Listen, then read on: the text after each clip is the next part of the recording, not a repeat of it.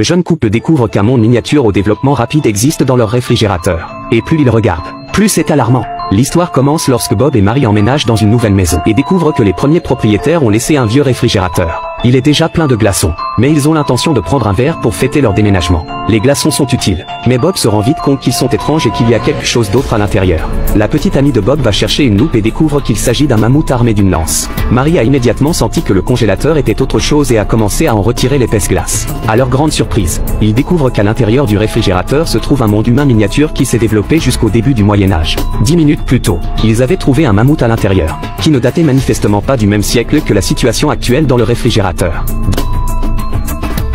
est étonnant de constater qu'un minuscule réfrigérateur contient un monde qui évolue rapidement et qui entre enfin dans l'ère de la haute technologie. Incapable de trouver une réponse, ils l'ont ignoré et ont enterré le petit mammouth dans un pot de fleurs. L'expérience d'utiliser une créature préhistorique comme engrais pour les fleurs était stupéfiante. Il leur a fallu 10 minutes pour se remettre du choc.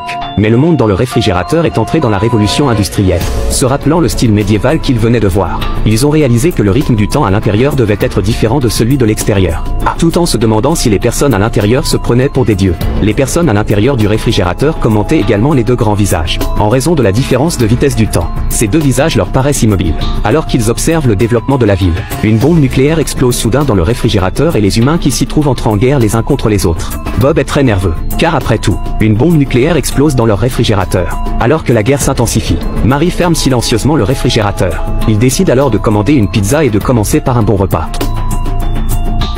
L'intérieur du réfrigérateur se trouvait l'évolution rapide de l'humanité, de la naissance à la destruction en une seule journée. Une heure plus tard, ils n'ont pas pu résister à leur curiosité et ont ouvert le réfrigérateur à nouveau. Ils se sont demandé si l'humanité survivrait à une guerre nucléaire. À leur grande surprise, ils ont découvert que l'humanité n'avait pas seulement survécu, mais qu'elle était entrée dans un futur encore plus proche de la science-fiction. Tout évolue à grande vitesse, mais il semble que rien ne puisse échapper à la fin. La ville est engloutie en un clin d'œil par une boule de lumière éblouissante. Elle explose, brillamment, mais c'est la fin de la vie. Le couple fixe le silence mortel du monde du frigo, perdu dans ses pensées. Mais il était trop tard dans la nuit pour y penser et ils allèrent se coucher. Le lendemain matin, ils ouvrent immédiatement le réfrigérateur. Ils ont alors constaté que le réfrigérateur était revenu à l'époque du Jurassique. Cela semblait être le début d'une autre réincarnation. Et c'est la fin de leur histoire. Je me demande si le monde à l'intérieur du réfrigérateur aura une fin différente. Mais j'espère que nous ne finirons pas comme les humains du réfrigérateur. C'est tout pour l'histoire d'aujourd'hui. Si vous l'aimez, suivez-moi. À la prochaine fois.